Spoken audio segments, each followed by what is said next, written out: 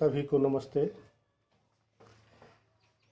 प्रिय मुकेश ने अनुरोध किया कि गुरुजी घेरण संहिता के अनुसार समाधि को समझा दीजिए, तो थोड़ा मैं उस घेरण संहिता के अनुसार समाधि के ऊपर ही इस वीडियो में चर्चा करूंगा। समाधि शब्द ऐसा है कि इसको ठीक ठीक तो नहीं समझाया जा सकता है। अलग अलग जैसी जैसी अनुभूति साधकों को होती है, योगियों को होती है, उन्होंने वैसा ही इसका वर्णन किया है। जो योग के ग्रंथ हैं, पातंजलि योग सूत्र, हठ योग प्रदीपिका, घेरण संहिता, सभी में अलग अलग नामों से समाधि को पुकारा गया है। उसकी व्याख्या अलग अलग तरीके से की गई है।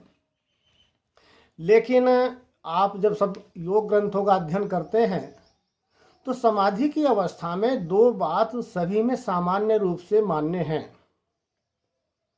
कुछ योगी तो कहते हैं कि समाधि की अवस्था में, समाधि की पूर्णता पर आत्मा का परमात्मा में मिलन हो जाता है, लय हो जाता है, वो मिलकर एक हो जाते हैं। कुछ लोग कहते हैं कि समाधि की अवस्था में आत्मज्ञान हो जाता है, आत्म साक्षात्कार हो जाता है। जैसे पतंजलि ने भी कहा है, तदा दृष्टु स्वरूपे अवस्थानम, अर्थात दृष्टा अपने स्वरूप में स्थित हो जाता है। अब ये विचारणीय है कि दोनों बातें एक हैं या अलग हैं। यदि आप चिंतन करके देखेंगे तो वास्तव में वो एक ही स्थिति है, आत्म तत्व की स्वरूपावस्थिति ही है।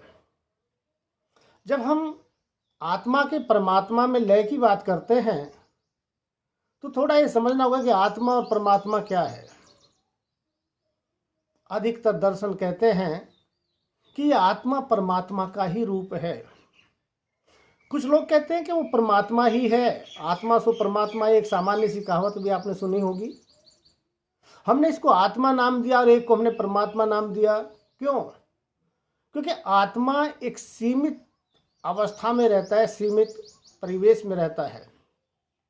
जो आत्म तत्व इस शरीर में है उसकी एक सीमा है, वो शरीर तक ही सीमित है, उसका ज्ञान सीमित है, उसका जीवन इंद्रियों पर आधारित है।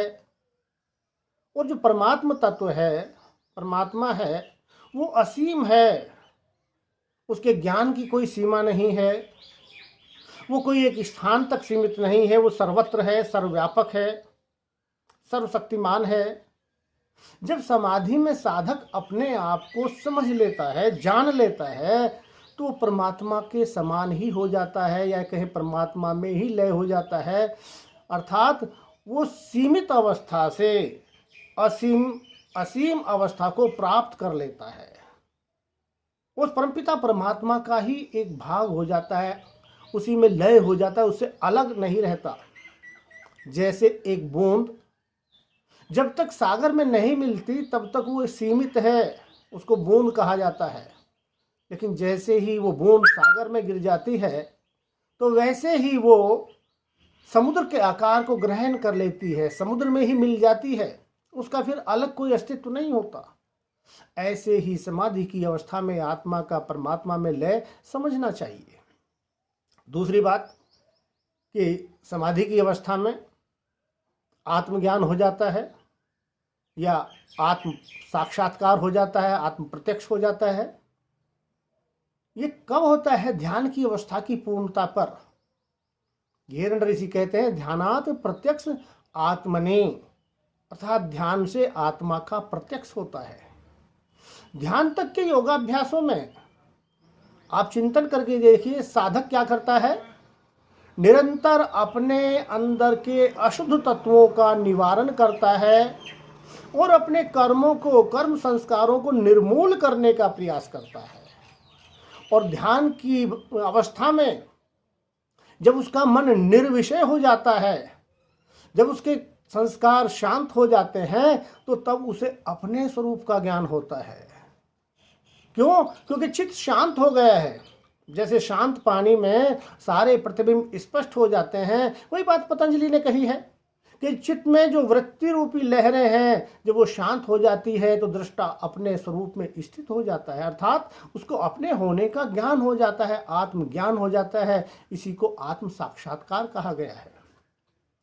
घेरन ऋषि समाधि के बारे में कहते हैं कि ये जो समाधि परम अवस्था है योग की, और ये बिना गुरु की कृपा के प्राप्त नहीं होती।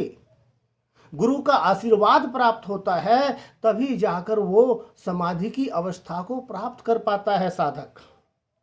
साधक के लिए इसमें घेरन ऋषि 4 बातें मुख्य मानते हैं कि जीवन में साधक के यदि वो 4 बातें होंगी तभी वो इस समाधि की पूर्ण अवस्था को प्राप्त कर सकता है।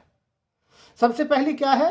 वो कहते हैं विद्या प्रीति, अर्थात जो गुरु ने विधि बताई है उसमें उसका प्रेम होना चाहिए और उसको एकाग्रचित होकर उसका निरंतर अभ्यास करना चाहिए। कमी कहाँ आती है कि जब हम कभी तो अभ्यास कर लेते हैं, कभी छोड़ देते हैं, 10 दिन कर लिया, फिर 20 दिन छोड़ दिया, फिर महीना किया, फिर 4 महीने छोड़ दिया, तो इस प्रकार कभी भी वो दृढ़ भूमि नहीं होती।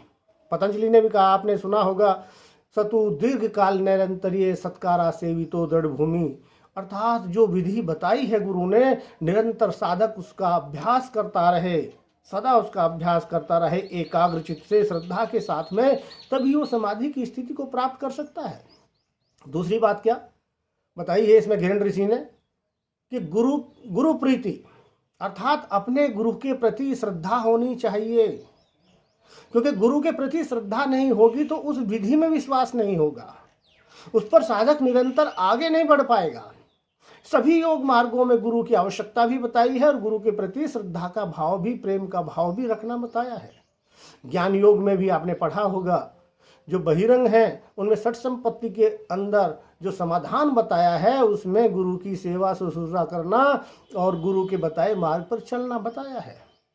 तीसरी बात बताई है इसमें आत्म प्रीति, साधक को अपने ऊपर भी विश्वास होना चाहिए, अपने से भी प्रेम होना चाहिए, तभी तो वो अपने को जानने का प्रयास करेगा।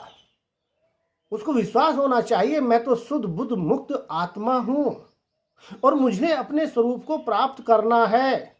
निरंतर जब साधक के मन में भाव रहता है तो दृढ़ होता चला जाता है और एक दिन वो अपने स्वरूप को प्राप्त कर लेता है। और चौथी जो बहुत महत्वपूर्ण बात है, मनः प्रीति, मनसः प्रीति, मनसः संबोध, अर्थात मन की ग्रहण क्षमता। यहाँ विशेषकर मन का तात्पर्य अंतःकरण से लिया गया है। अंतःकरण की ग्रहण क्षमता बहुत अच्छी होनी चाहिए साधक की, तभी वो गुरु के बताए मार्ग को ग्रहण करता है, गुरु के उपदेश को ग्रहण करता है और निरंतर साधनारत रहकर तत्ववेत्ता होता है, तत्वों का साक्षात्कार करता है। जब साधक के चित्त में ये 4 बातें होती हैं, वो निरंतर इनका अभ्यास करता रहता है, तो तब कहते हैं कि वो इस मन को शरीर से अलग जान लेता है। यह मन आत्मा के लिए कहा है कि इस आत्मा को शरीर से अलग जान लेता है और तब पता चलता है कि मैं ही सब जगह हूं, सब में मेरी आत्मा है और मेरी आत्मा में सब हैं। तब उसे जो वेदांत कहता है अहम ब्रह्मास्मि, मैं ही ब्रह्म हूँ, निरंतर वो ब्रह्म का चिंतन करता रहता है। उसकी सारी वृत्तियां शांत हो जाती हैं, लेकिन एक वृत्ति ये बनी रहती है जिसको ब्राह्मी वृत्ति कहा जाता है, निरंतर वो ब्रह्म में रमण करता रहता है। घेरन ऋषि कहते हैं कि यही समाधि है और इस समाधि को प्राप्त करने के घेरन ऋषि 6 माध्यम बताते हैं, 6 साधन बताते हैं, जिन्हें वे 6 प्रकार की समाधि के नाम से पुकारते हैं। पहली ध्यान योग समाधि, दूसरी नाद योग समाधि, तीसरी रसानंद योग समाधि, चौथी लय योग समाधि, 5वीं भक्ति योग समाधि और 6ठी मनोमूर्छा समाधि। ये समाधि क्या है, ये मार्ग क्या है, संक्षेप में मैं इस वीडियो में चर्चा करूंगा, क्योंकि बहुत विस्तार के साथ तो यहाँ पर चर्चा नहीं की जा सकती है। ये विभिन्न मुद्राओं में करने वाले अभ्यास हैं। ध्यान योग समाधि में साधक सांभवी मुद्रा में बैठकर शून्य आकाश तत्व में अपनी आत्म तत्व का चिंतन करता है। सांभवी मुद्रा आप जानते हैं, भ्रू मध्य में दृष्टि को स्थिर करते हुए, ये आंखें खुली रखकर भी किया जा सकता है और आंखें बंद करके भी किया जा सकता है। तब साधक अपने शरीर को देखता है और अंदर उसमें खाली स्थान का, खालीपन का अनुभव करता है। वो चिंतन करता है कि मैं रक्त नहीं हूं, मैं मांस नहीं हूं, मैं मेद नहीं हूं, मैं अस्थि नहीं हूं, मेरा शरीर तो एक खौल है और उसमें सर्वत्र खाली आकाश ही विद्यमान है। साधक निरंतर ये चिंतन करता रहता है, जैसे एक फुटबॉल के मध्य में केवल आकाश होता है और कुछ नहीं, वैसे ही शरीर को खोल मानकर वो निरंतर इस आकाश तत्व का अभ्यास करता रहता है। आकाश वास्तव में ब्रह्म है। वेदों में भी आकाश को खम के नाम से पुकारा गया है। यहाँ घेरन ऋषि भी खम शब्द का ही प्रयोग करते हैं। वहाँ कहा गया ओम खम ब्रह्म, अर्थात ये आकाश ब्रह्म है। चिंतन करके आप देखें, जैसे कहा जाता है कि सारा संसार, सारा ब्रह्मांड उस ब्रह्म से ही उत्पन्न हुआ है, उसी में धारण है और अंत में उसी में लय हो जाता है। तो ये सारे के सारे गुण आकाश में घटित होते हैं। आप देखिए, जितने भी ग्रह, उपग्रह, झंझावात, तूफान, आंधी, बारिश, जो कुछ भी होता है सारा का सारा इस आकाश में ही होता है। भवनों के निर्माण, पहाड़ों के निर्माण, जो कुछ भी होता है, सागरों के निर्माण, सब कुछ इस आकाश में ही चलता रहता है और अंत में इसी में धारण किए हुए सारे ग्रह उपग्रह इस आकाश में ही अपने निश्चित दूरी के ऊपर गति कर रहे हैं। और जब उनका लय होता है तो इसी आकाश में वो लय हो जाते हैं, लेकिन आकाश के ऊपर कुछ भी प्रभाव नहीं पड़ता। वो जैसे पहले था वैसा ही बना रहता है। आकाश इस संसार के बाहर भी है, आकाश इस संसार के अंदर भी है। सारे गुण परमपिता परमात्मा के हैं, ब्रह्म के हैं।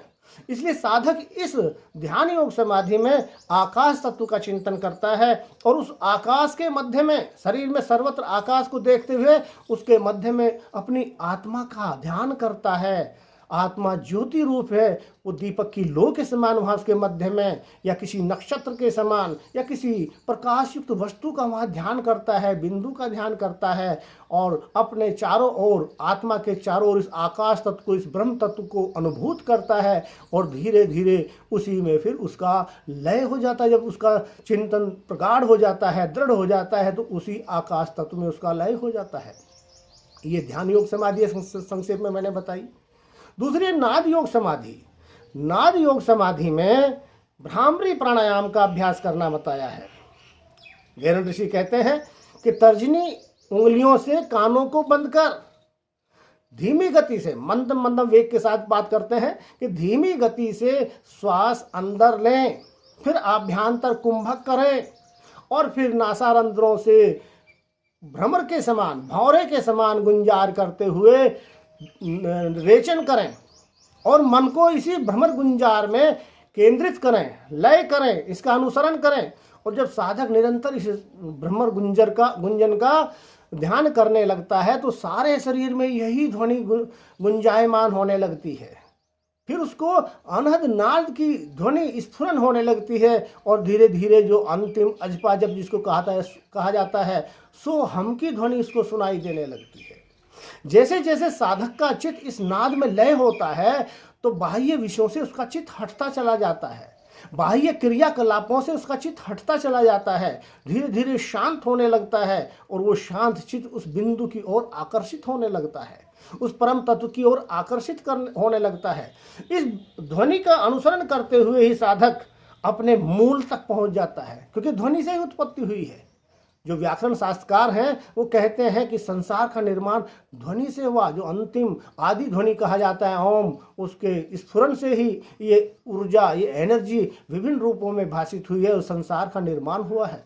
जैसे भूमि पर पड़ा हुआ साधक भूमि का सहारा लेकर ही उठता है, वैसे ही इस ध्वनि, सारा संसार ध्वनियों से बंधा हुआ है, शब्दों से बंधा हुआ है। आप इसका ध्यान दें, कोई भी अगर किसी की शब्द नहीं है किसी चीज का तो उसकी सत्ता नहीं हो सकती।